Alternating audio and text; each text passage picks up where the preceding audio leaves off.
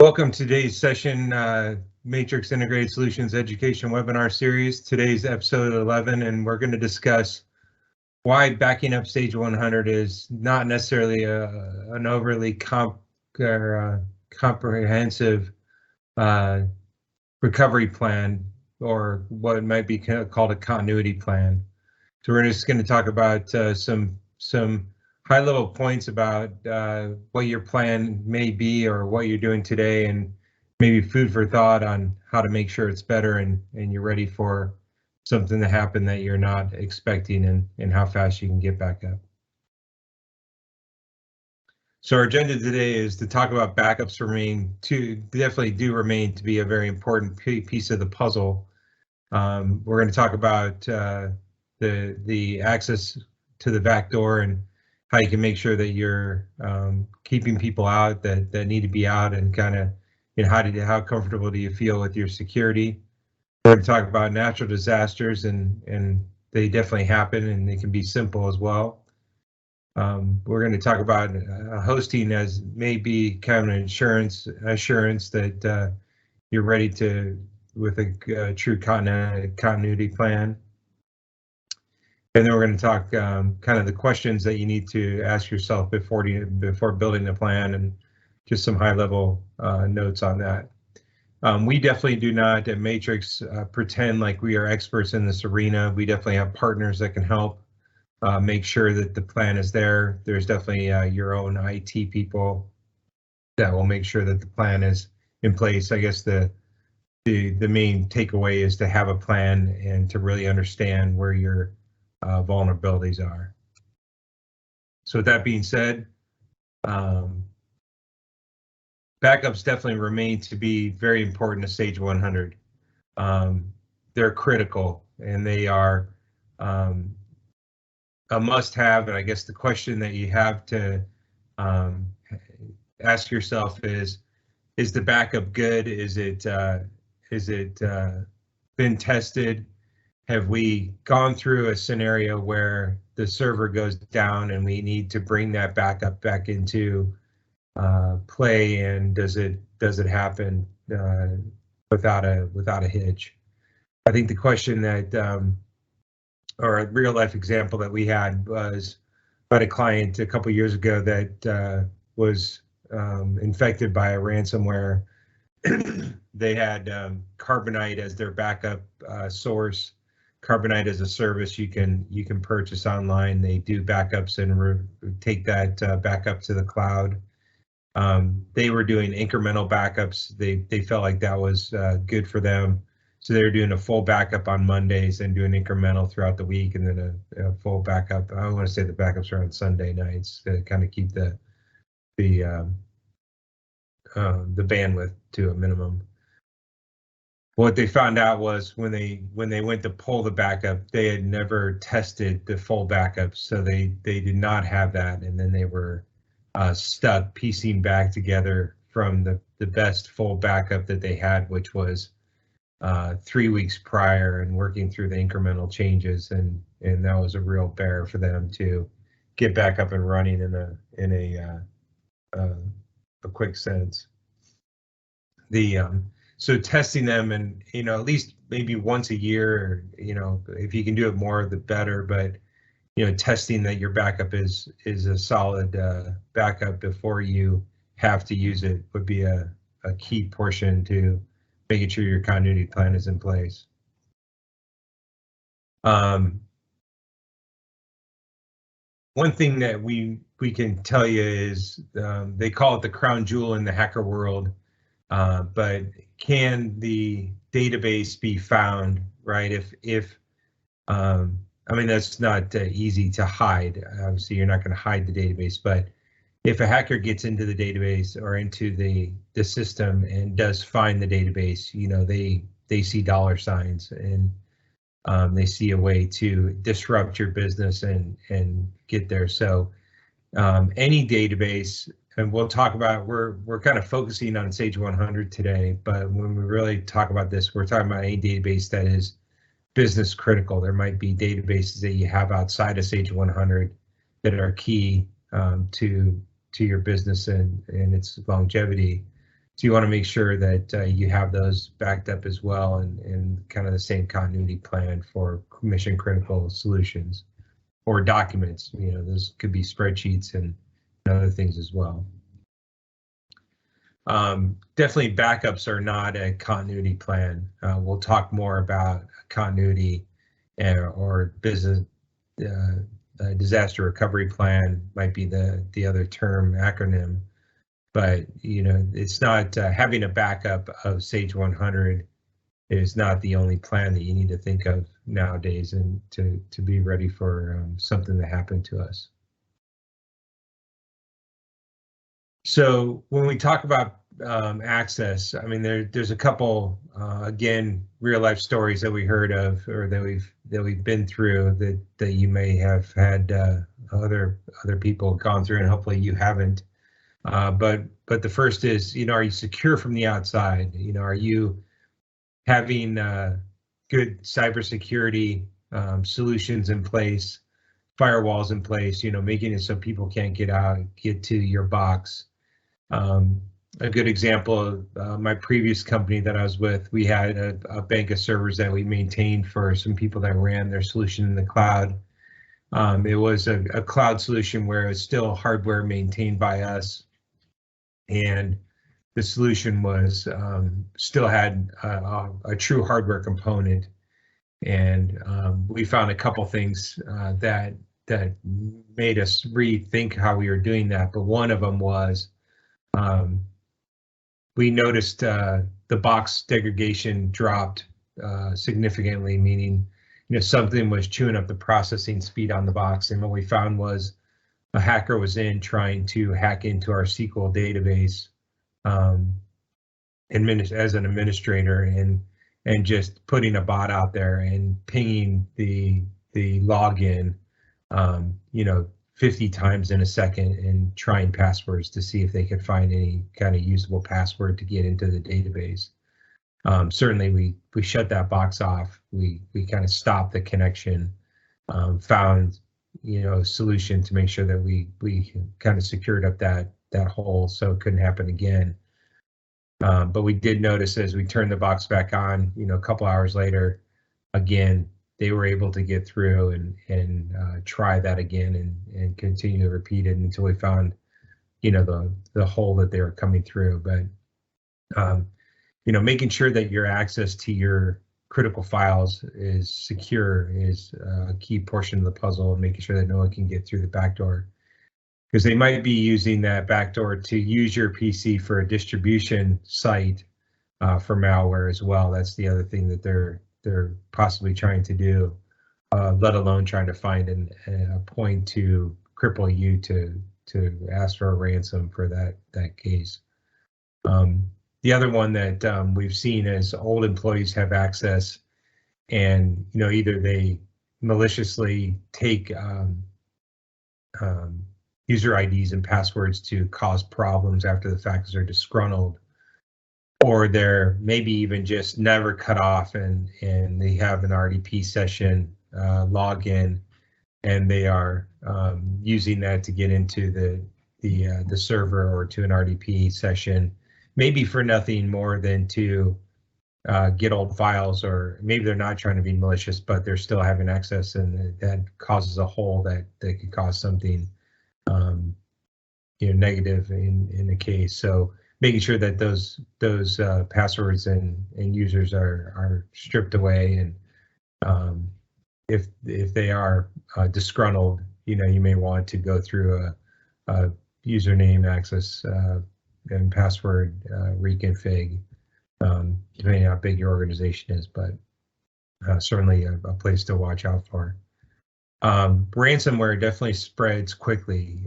We noticed, we had a client that we actually could see files being encrypted.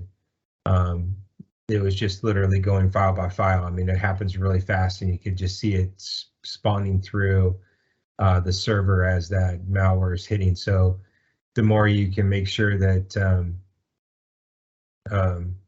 you're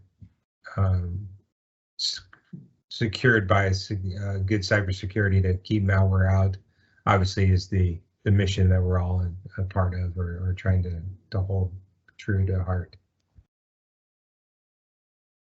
Natural disasters, certainly we see in the news that natural disasters are becoming more and more prevalent, flooding or tornadoes or just all sorts of things. And those are, I'm in Boise, Idaho, and in Boise, Idaho, there's barely ever a natural disaster. I think we had a slight earthquake a couple years ago up in the mountains, but they're few and far between here in Boise. But something that could happen. We had a client again a few years ago that something tripped their sprinkler system in their office, and it hit their server room, and that the servers got flooded out, for lack of better terms, and they weren't protected. So it could be natural disaster as we see on the news, but it could be something simple as your building sprinkler system malfunctions and cause that problem. So, what can you do to make sure that if that happens, how do you get up as fast as possible? And keeping those backups off site is the key point here. And you might even keep them off site in multiple spots in case you run into the scenario where the client that we had their backup at Carbonite. They felt very safe that they had a cloud version of their system off site, but when it really came down to it, they did not have that solution in place. And so maybe keeping multiple offsite copies available to yourself is never a bad idea. We used to have just a USB drive that we would upload to a cloud for backup, and then we'd also have a USB drive that once a week we would take home and swap out with another one. So we always had a full backup of our solution and our critical files, at least a week old, if worst came to worst, and that's a worst case scenario. Hosting may be a place if you're vulnerable, or your business is critical, or you have a need to be up quickly. Certainly doing it through a hosting model might be that assurance and insurance to be sure that your continuity plan is very tight. They typically have state-of-the-art cybersecurity, and they are doing cloud backups, and they have redundancy of internet and power, and they're in cooled spaces. They have certain levels of ability to make sure that you're up and running. That redundancy both tells true to maybe a server farm that I'm in a data center in Ohio, and if something fails there, well, they have a redundant data center in Nashville that it would trip over to back it up. Not only are your backups redundant, but your whole system and your operating system are redundant to make it seamless that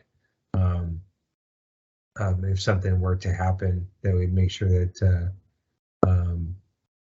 it can be up and running as fast as possible. And that last point, not just data, really holds true. If you're using AWS or Google or platforms that are larger in nature like those, you're redundant on the whole system, not just on data. So that's a really key point to make sure you're up and running as soon as possible. Those do come with costs, so there's not like any insurance policy, that's not a free service, but it does take a lot of that worry away for a business continuity plan to make sure you're in place.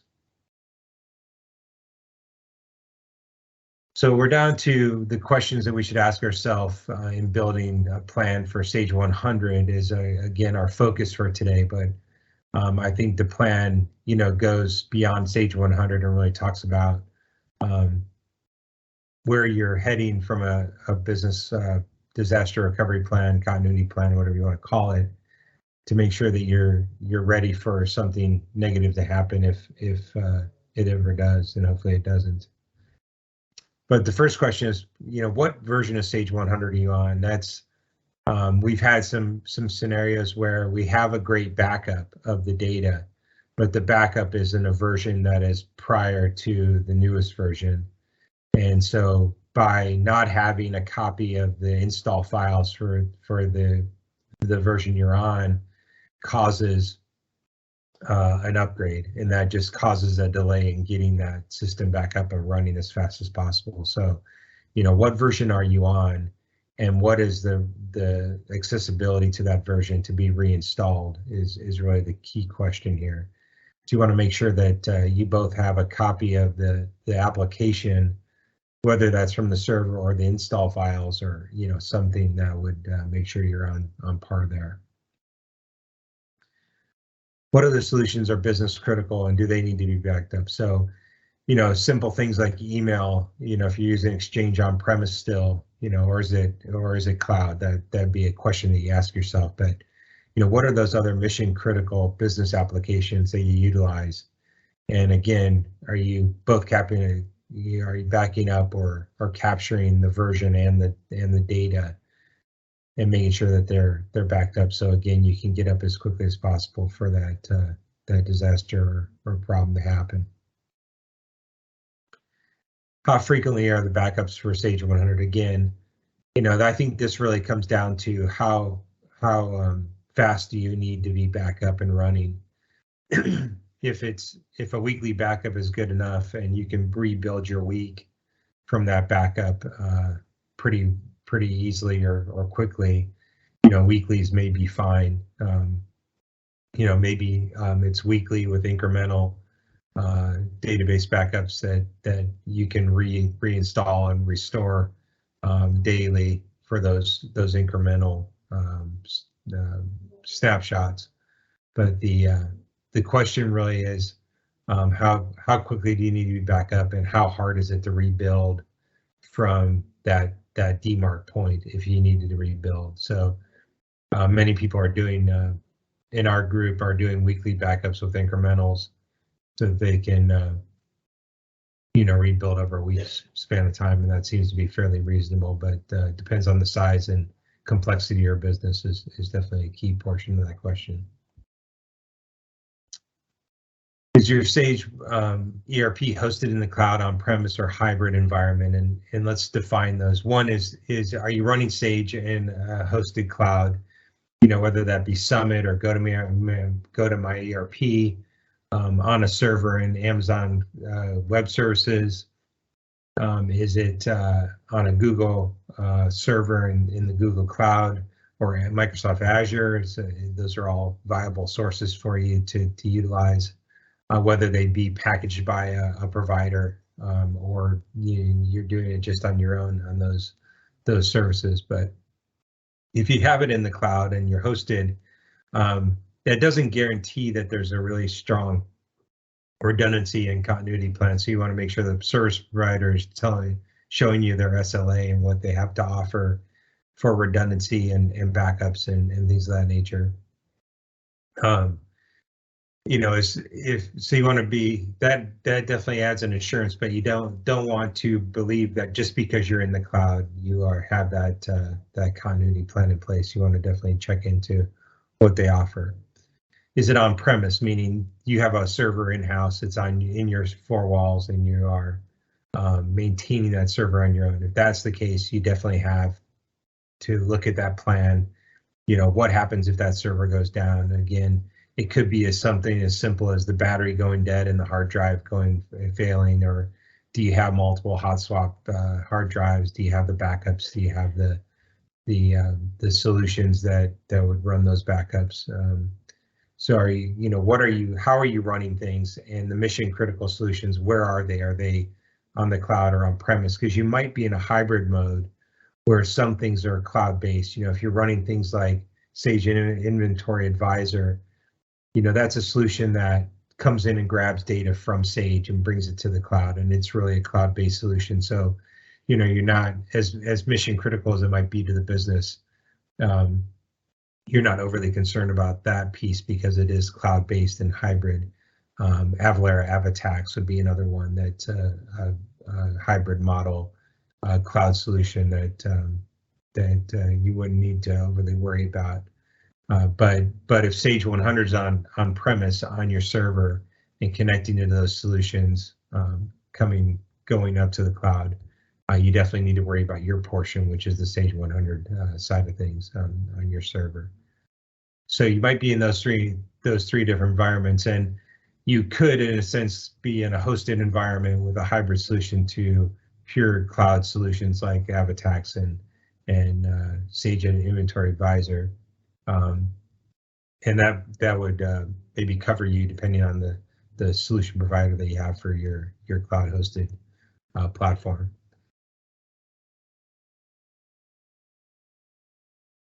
In how many places do you have a Sage backup? That was like the question that really comes to heart. Where, you know, are you keeping one offsite in the cloud? Are you keeping one offsite in a USB drive? Do you have, you know, offsite storage happening in more than one place?